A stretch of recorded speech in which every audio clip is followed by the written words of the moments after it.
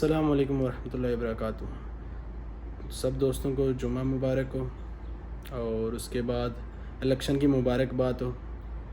और कल तक तो हम जीत रहे थे, रात तक जो कुछ आ रहे थे नताइज, और रात को फिर वो जो होना होता है वो हुआ और सुबह उठ के चेंज हो गया सब कुछ।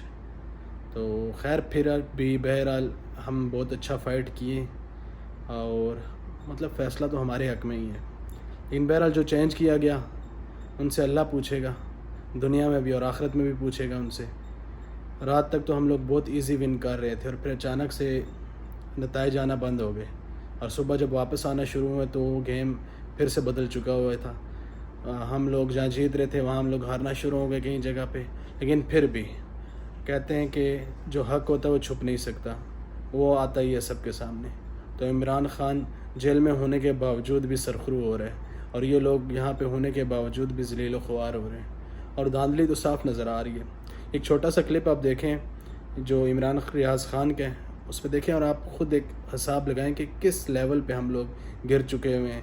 हम लोग क्या कर रहे हैं, क्यों पाकिस्तान को तबाह करने पे तुले हुए हैं। इमरान ख़ान जीत रहा था, उसको फिर हराने के लिए फिर वापस हमने वो काम शुरू कर दिए और मतलब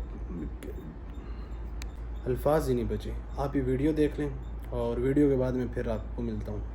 बहुत अहम डेवलपमेंट्स हैं जो मैं आपके साथ शेयर करने जा रहा हूँ। रात गए जो मैंने वीलॉग किया था, मैंने 11:15 उसकी रिकॉर्डिंग की थी और आपको कहा था कि ये मैं इसलिए कर रहा हूँ कि ये रिकॉर्ड का हिस्सा रहे। मैंने बताया था कौन कौन जीत रहा था और कितने बड़े पैमाने पर जीत रहा था।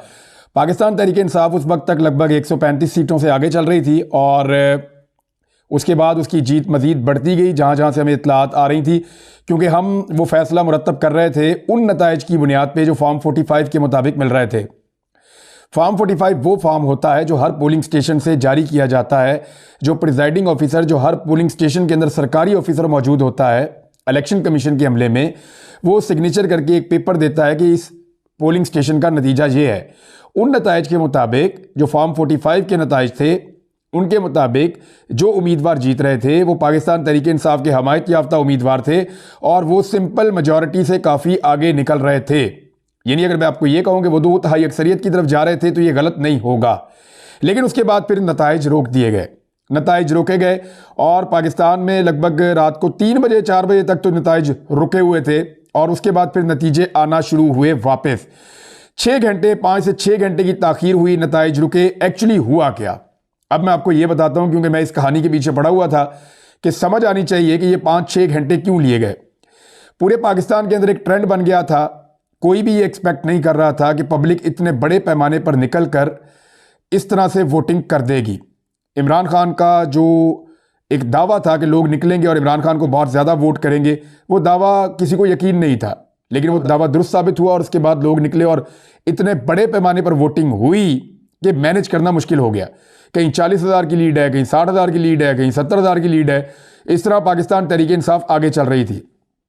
नवाज शरीफ जो विक्ट्री स्पीच करने के लिए बैठे हुए थे अपने ऑफिस में अपने साथियों के साथ, और उन्होंने वहां पे जीत की, फतह की एक स्पीच करनी थी और उस सुबह भी नवाज शरीफ साहब ने कहा था कि सिंपल मेजॉरिटी उनको मिलेगी और वो बार बार यही डिमांड करते रहे हैं पाकिस्तान में अपने ताल्लुक वालों के साथ। वो यही कहते रहे हैं कि हमें सिंपल मेजॉरिटी दिलवाई जाए, सिंपल मेजॉरिटी देंगे तो मैं मुल्क के मसले हल कर सकूंगा, वरना मैं नहीं कर सकूंगा।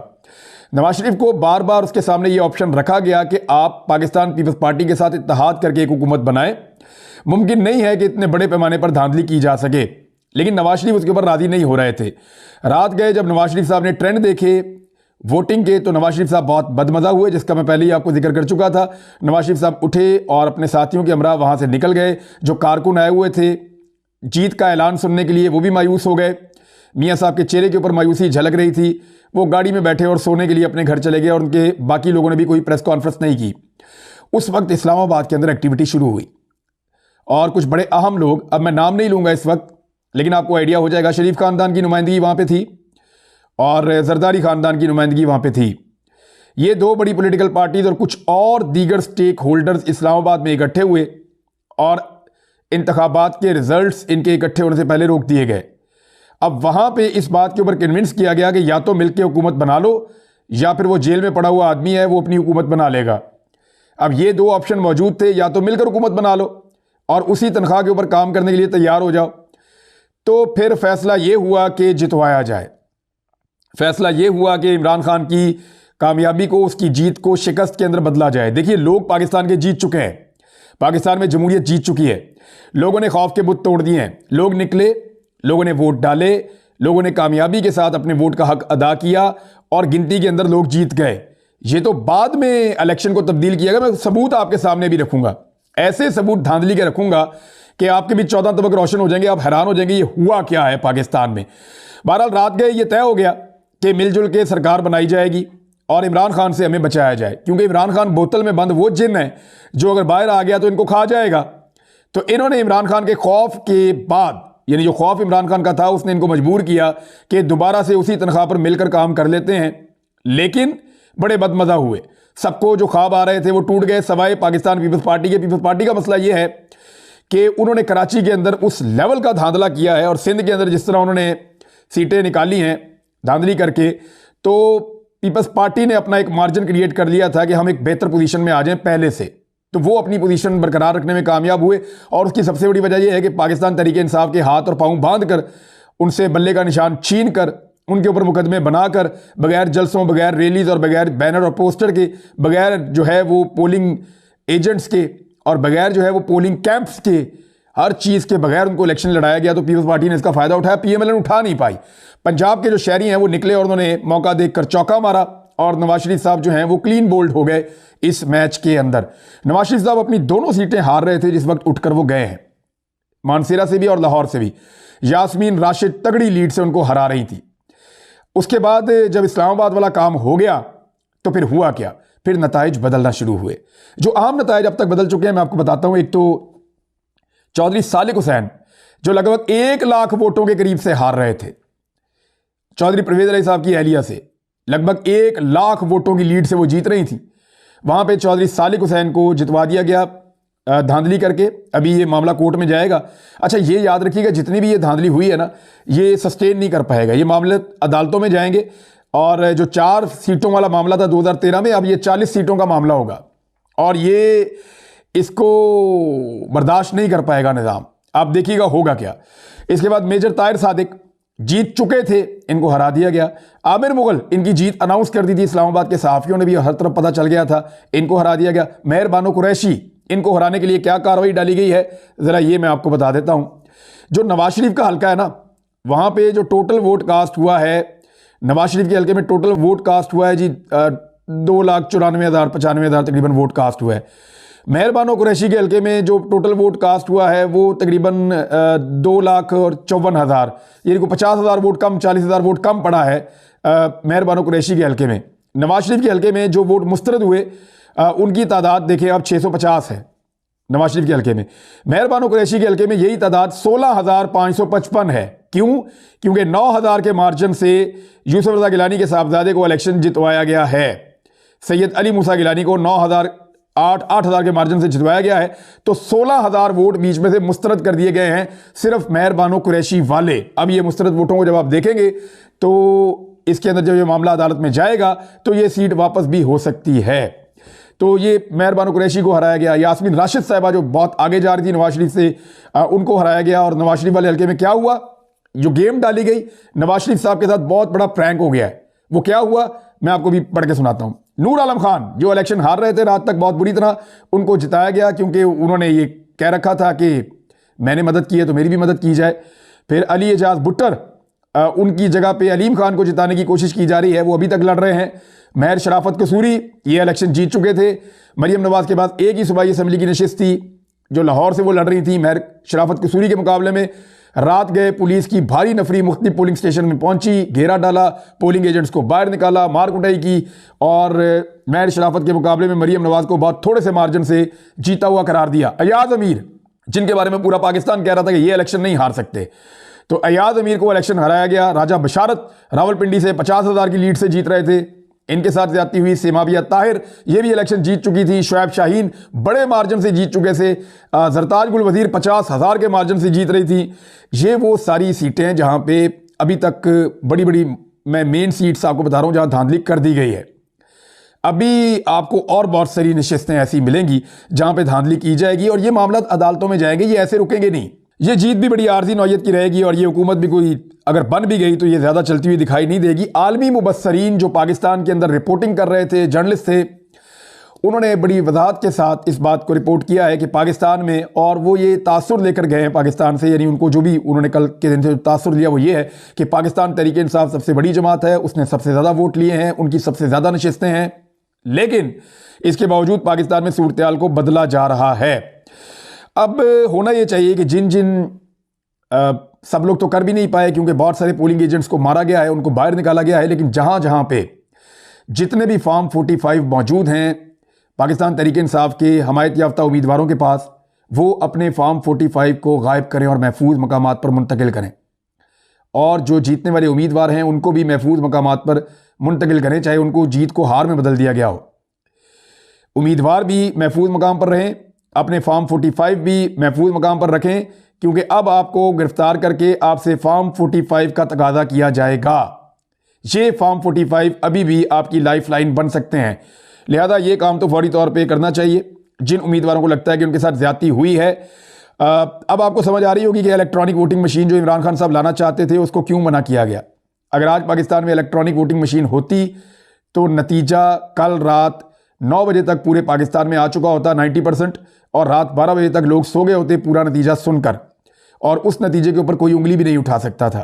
तो इलेक्ट्रॉनिक वोटिंग मशीन को इसलिए नहीं चलने दिया गया कि धांधली करनी होती है, इलेक्शन को मैनेज करना होता है और इलेक्शन के नताइज को अपने मुताबिक तब्दील करना होता है। किसी को नवाजना होता है और किसी को नहीं नवाजना होता, और किसी को दबाना होता है, उसके साथ ज्यादती करनी होती है। मरियम नवाज लाहौर की दोनों सीटें हार गई थी, उनको कैसे जितवाया जा रहा है ये भी आपके सामने है। मैं अब आपको ज़रा मियां नवाज शरीफ साहब का ज़रा फॉर्म 45 को आप देखें, और फिर एक फॉर्म, अच्छा फॉर्म 45 और फॉर्म 46 के अंदर ज़रा पहले आप फ़र्क समझ लें ये है क्या, क्योंकि जल्दबाजी में बहुत बड़ी बड़ी गलतियां हो गई हैं। ये सारी गलतियां अदालतों में जाएंगी और अदालतों के अंदर बड़े जूते पड़ने वाले हैं, क्योंकि अदालतों में जब ये सवालात वकील उठाएंगे तो नवाज शरीफ के वकला के पास या नवाज शरीफ की पार्टी के जो उम्मीदवारान हैं, जो जीतने वाले हैं बज़ाहिर, उनके पास कोई जवाब नहीं होंगे। वो बुरी तरह फंस चुके हैं। कैसे फंसे हैं देखें, मैं आपको बताता हूं।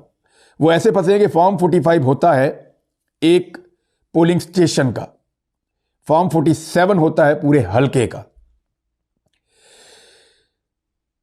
एमएनए के हलके में मिसाल के तौर पे 200 पोलिंग स्टेशन है ना, या 300 पोलिंग स्टेशन है, तो 300 फॉर्म 45 होंगे, और इन 300 फॉर्म 45 को जब आप मिलाएंगे तो एक फॉर्म 47 बनेगा।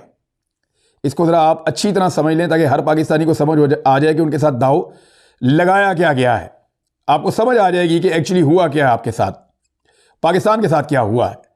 फिर सुन लें, फॉर्म 45 हर पोलिंग स्टेशन से एक निकलता है। अगर 300 पोलिंग स्टेशन है तो 300 फॉर्म 45 हैं। फॉर्म 47 आरओ के दफ्तर से एक निकलता है, और इसके अंदर तमाम फॉर्म 45 का जो नतीजा होता है उसको इकट्ठा करके जमा करके लिख दिया जाता है। तो इसको कहते हैं फॉर्म 47, ये हतमी नतीजा होता है। अब नवाज शरीफ के हलके का मैं सिर्फ एक आपको फॉर्म 45 पढ़ के सुना रहा हूं, सिर्फ एक फॉर्म 45। ये फॉर्म 45 क्या कह रहा है कि यास्मीन राशिद साहिबा ने 440 वोट लिए हैं और नवाज शरीफ साहब ने जो हैं वो 217 वोट लिए हैं। यानी यहां नवाज शरीफ साहब आधे वोट ले पाए यास्मीन राशिद के मुकाबले में।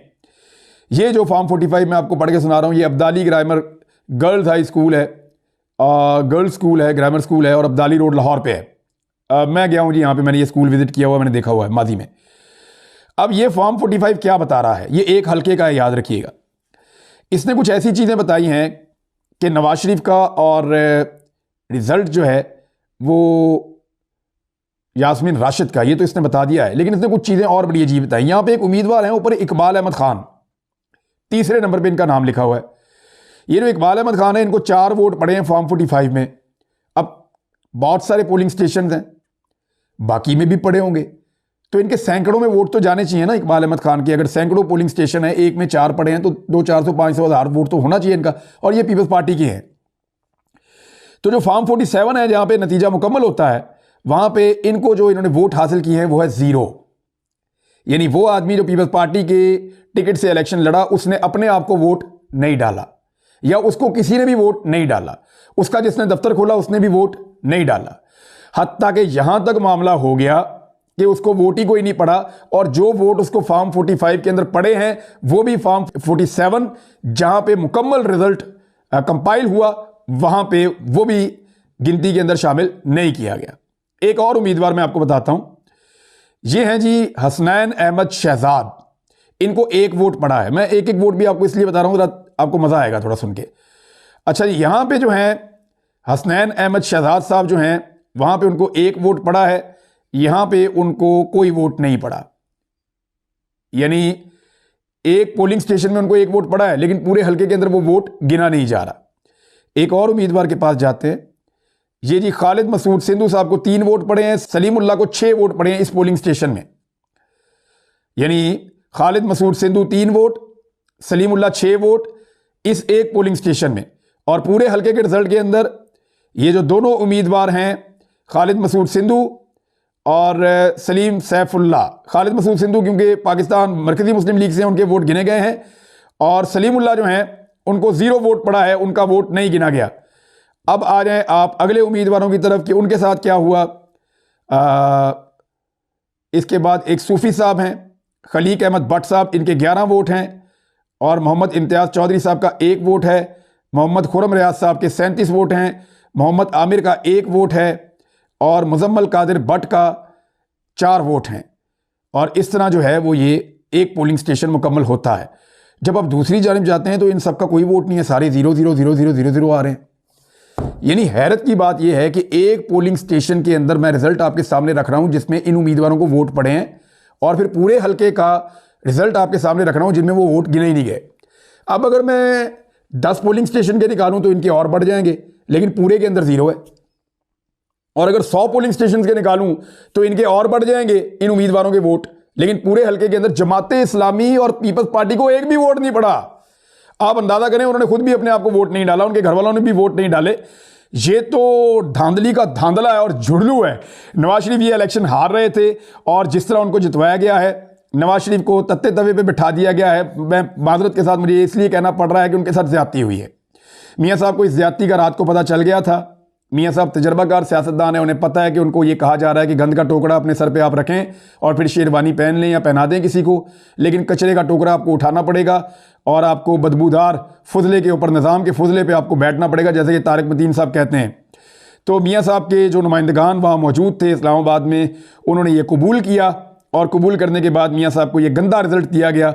इस रिजल्ट के मुताबिक मियाँ नवाज शरीफ साहब की जीत अदालत के अंदर ठहर नहीं पाएगी अगर अदालत में थोड़ा सा भी इंसाफ हुआ तो। आपने इमरान रियाज खान का एक क्लिप देखा और वो प्रूफ भी दे रहा है कि कैसे चेंज किया इन सब ने। अल्लाह से हदायत की दुआ की जा सकती है, अल्लाह इनको हदायत दे।